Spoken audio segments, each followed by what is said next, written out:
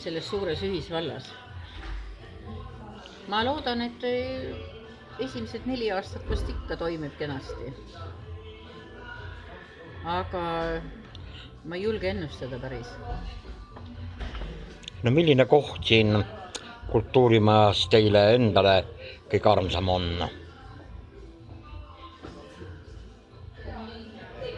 Kõige armsam siin, ma ei oskagi öelda.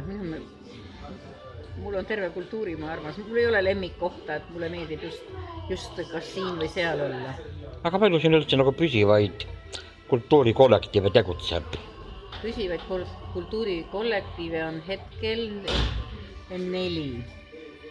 Need on tantsurühmad siis segarühm, naisrühm ja vanaemade rühm.